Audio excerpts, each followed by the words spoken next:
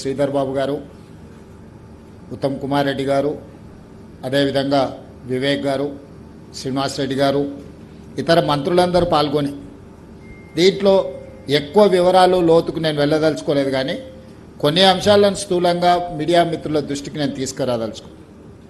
గోదావరి జలాల ద్వారా ఉత్తర తెలంగాణను సస్యశ్యామలం చేయాలని ఆదిలాబాద్, కరీంనగర్, నిజామాబాద్, రంగారెడ్డి, నల్గొండ, హైదరాబాద్ సాగునీటి, కరీంనగర్ ఈ జిల్లాలన్నిటి కూడా సాగునీరు, తాగునీరు అందించాలని 1975లో జలగం వెంగళరావు గారు ఆనాటి మహారాష్ట్ర ముఖ్యమంత్రి చవాన్ గారితో ఒక ఒప్పందం చేసుకొని ఈ ప్రాజెక్టుల నిర్మాణానికి మొట్టమొదట అంకురార్పణ చేయడం జరిగింది. వివిధ కారణాల చేత అప్పుడు నిర్మాణం జరిగిన ప్రాజెక్టును డాక్టర్ వైఎస్ రాజశేఖర రెడ్డి గారు ముఖ్యమంత్రి అయిన తర్వాత జలయజ్ఞంలో భాగంగా ప్రాణహిత చేవెళ్ల ప్రాజెక్టును నిర్మించాలని దానికి సంబంధించిన సాంకేతిక అనుమతులతో పాటు టెండర్ ప్రక్రియను కూడా పూర్తి చేసి 2009లో పనులను ప్రారంభించడం జరిగింది.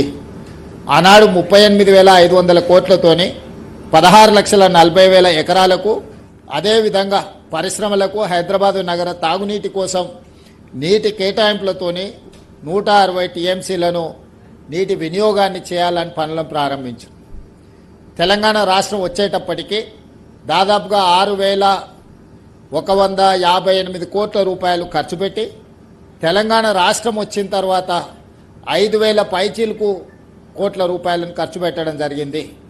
మొత్తానికి ఉమ్మడి రాష్ట్రంలో తెలంగాణ రాష్ట్రం వచ్చిన తర్వాత ప్రాణహిత చేవెళ్ల ప్రాజెక్టు మీద 11,700 కోట్ల రూపాయలు ఖర్చు పెట్టిన తర్వాత చంద్రశేఖరరావు గారి మదిలో దీనివల్ల తనకి ఎలాంటి ప్రయోజనం లేదు, ఆర్థిక రాజకీయ ప్రయోజనం లేదు కాబట్టి ప్రాజెక్టుల రీడిజైనింగ్ పేరు మీద ఈ అంకానికి, ఈ అవినీతికి, ఈ ఆలోచనకు తెరలేపిండు.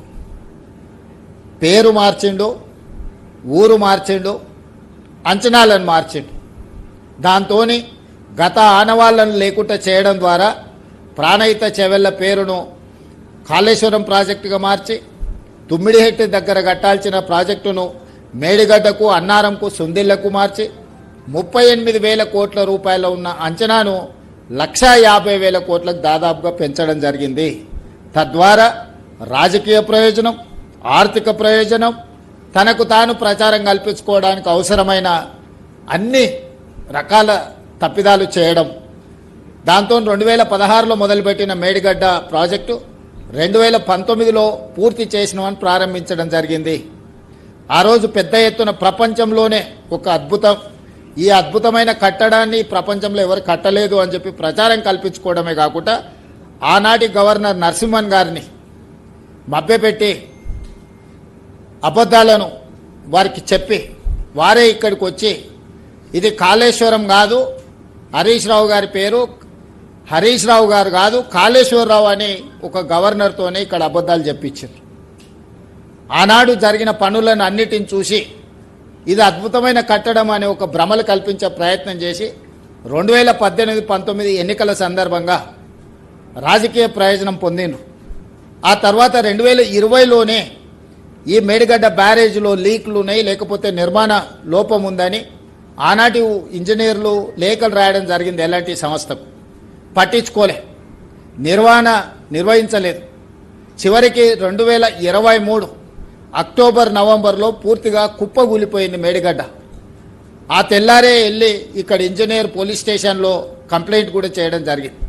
అన్ని దాచిపెట్టి 2023 ఎన్నికల్లో ప్రయోజనం పొందాలనుకున్నప్పుడు ప్రకృతి కేసీఆర్ యొక్క అవినీతిని, అహంకారాన్ని, దుర్మార్గమైన ఆలోచనను ప్రకృతే గుర్తించి పూర్తిగా ఇక్కడ ప్రాజెక్టు దెబ్బతిని దాచిపెట్టినా, మూసిపెట్టినా దాగని నిజాన్ని ప్రకృతే బయటికి తీసుకొచ్చింది. ఆ రోజు నాతో పాటు శ్రీధర్ బాబు గారు, ఇతర మిత్రులు, రాహుల్ గాంధీ గారు ఇక్కడికి పర్యటనకు వచ్చి ఇక్కడ జరిగిన అంశాలను ప్రపంచానికి చెప్పడం జరిగింది. ఆ ప్రభుత్వం అధికారంలో ఉన్నప్పుడే ప్రాజెక్టులో సమస్యలు రాగానే ఎన్డీఎస్ఏ పర్యటించి 2023 నవంబర్ 1 తారీఖు నాడు ప్రాథమిక నివేదిక ఇచ్చింది. డిజైన్లలో లోపం ఉంది, నిర్మాణంలో లోపం ఉంది, నాణ్యతలో లోపం ఉంది, నిర్వహణలో కూడా లోపం ఉంది. కాబట్టి దీన్ని పూర్తి స్థాయిలో సాంకేతికంగా విశ్లేషించిన తర్వాతనే ముందుకు వెళ్తాం. ఈ ప్రాజెక్టుల మీదలో నీళ్లు నింపడం కూడా ప్రమాదకరము అని చెప్పి ఎన్డీఎస్ఏ మొట్టమొదటి నివేదిక చంద్రశేఖరరావు గారు ముఖ్యమంత్రిగా ఉన్నప్పుడే ఇచ్చిండ్రు. అప్పుడు కూడా ఎదురుదాడి చేసిండ్రు తప్ప తక్షణమే చర్యలు తీసుకోవడానికి ప్రయత్నం చేయలే. ఆ తర్వాత విజిలెన్స్ అండ్ ఎన్ఫోర్స్మెంట్ నివేదిక ఇచ్చింది. ఆ తర్వాత ఎన్డీఎస్ఏ పూర్తి స్థాయి నివేదిక ఇచ్చింది.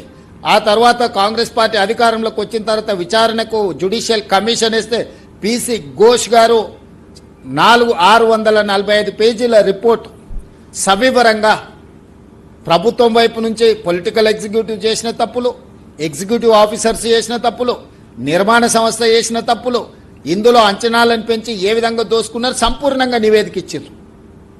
చంద్రశేఖరరావు గారిని, హరీష్ రావు గారు 119 మంది నాకు తెలిసి అధికారులను, వివిధ ప్రతినిధులందరినీ కూడా ఇందులో ఎవరెవరైతే ఉన్నారో వాళ్ళందరినీ కూడా విచారణ చేసి వాళ్ళకి సరైన విధంగా వివరణ ఇచ్చుకోవడానికి కూడా పూర్తిగా అవకాశం కల్పించి విచారణ చేసి నివేదిక ఇచ్చిండ్రు.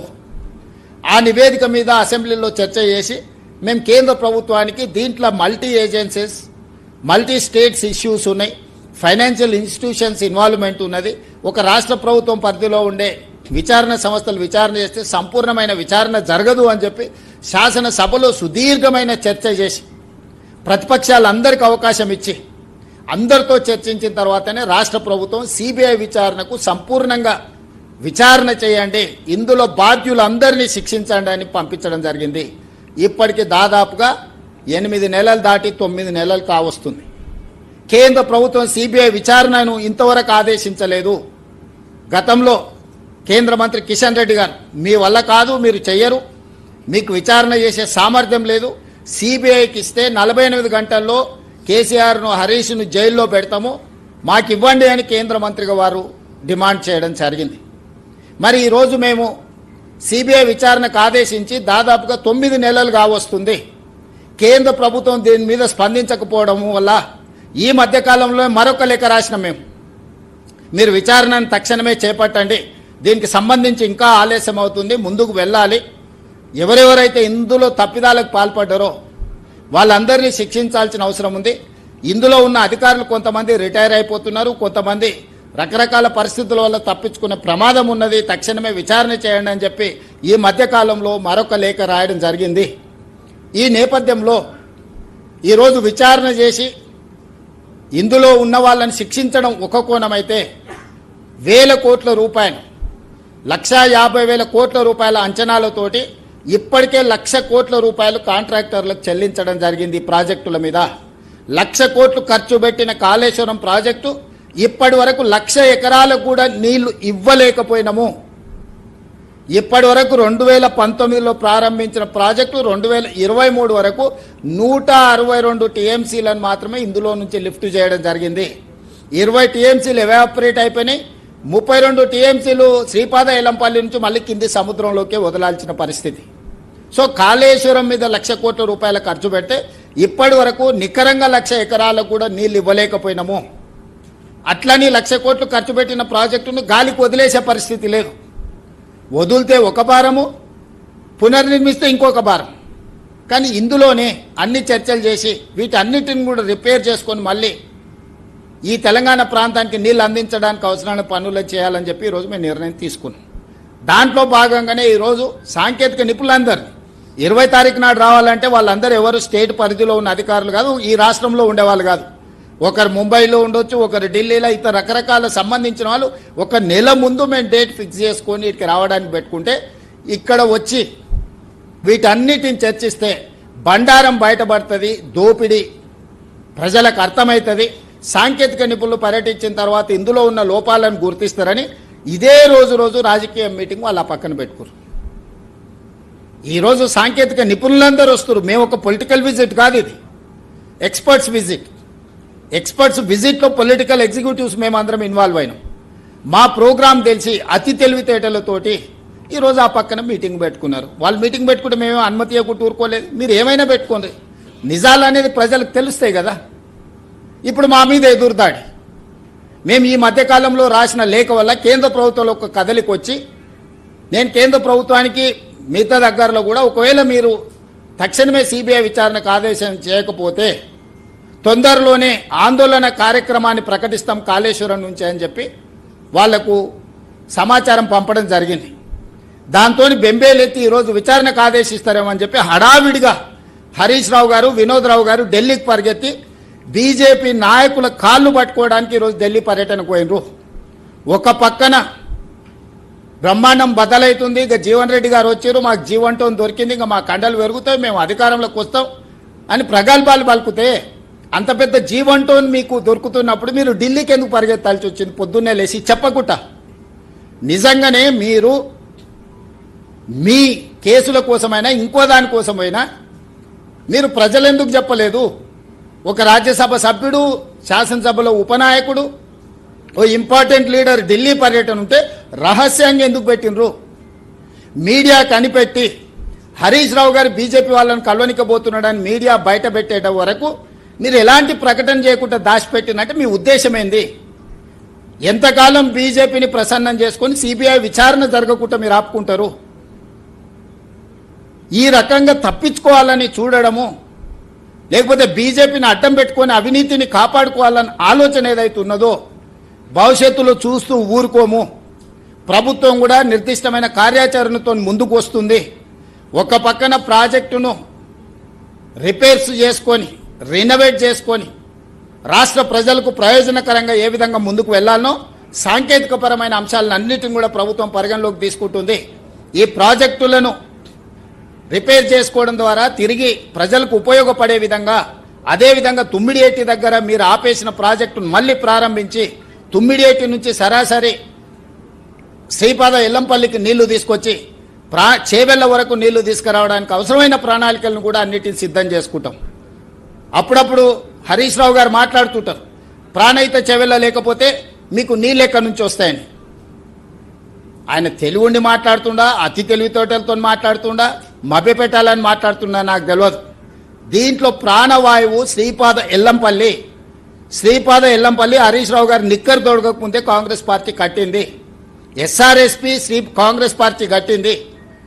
ఈరోజు మేడిగడ్డ నుంచి నీళ్ళెత్తి అన్నారంలో పోసి, అన్నారంలో నుంచి నీళ్ళెత్తి సుందిళ్ళలో పోసి, సుందిళ్ళ నుంచి నీళ్ళెత్తి శ్రీపాద ఎల్లంపల్లిలో పోయాలి.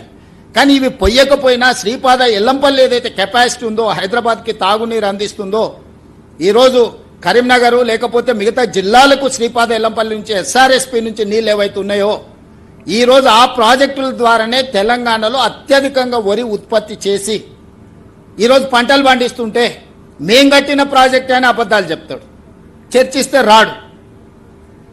కాబట్టి ఈరోజు మిత్రులారా, జరుగుతున్న పరిణామాలను మీరు అంచనా వేసుకోండి. ఈరోజు ఎందుకు 48 గంటల సిబిఐ విచారణకు ఆదేశం ఇస్తామన్న కేంద్ర ప్రభుత్వం ఎందుకు మౌనంగా ఉండిపోయింది? ఇప్పటి వరకు కేంద్ర ప్రభుత్వం ఎందుకు చర్యలు తీసుకుంటలేదు? మేము పదే పదే రిమైండర్లు రాసినా ఎందుకు కేంద్ర ప్రభుత్వం స్పందిస్తలేదు? ఈరోజు ప్రధానమంత్రి గారు, కేంద్ర హోంమంత్రి గారు ఇక్కడికి వచ్చినప్పుడల్లా కేసీఆర్ గారి కుటుంబానికి కాళేశ్వరం